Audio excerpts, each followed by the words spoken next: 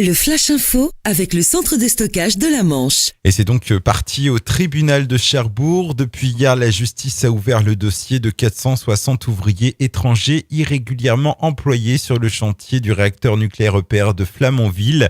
3 sociétés sont mises en cause, Elco, Atlanco et surtout le géant du BTP Bouygues. Hier, les magistrats n'ont pas accepté la demande des avocats de la défense d'annuler la procédure. Le procès devrait donc se poursuivre jusqu'au moins demain. Les salariés des abattoirs AIM de Sainte-Cécile ont décidé de reprendre le travail après 2 semaines de grève et alors qu'ils viennent d'apprendre le retrait d'une candidature à la reprise de l'établissement placé en redressement judiciaire depuis le début de l'année.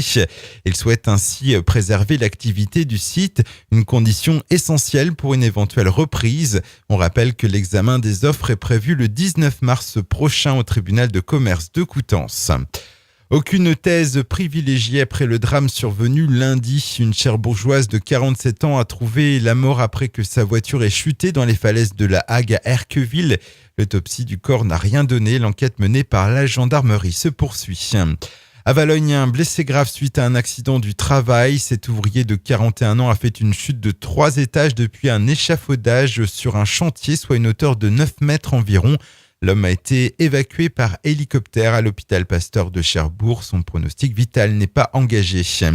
Et puis un cycliste manchois rattrapé par la patrouille antidopage. L'œil de Mondori a été suspendu à titre temporaire en raison de traces d'EPO retrouvées dans les analyses du sprinter de la formation AG2R La Mondiale.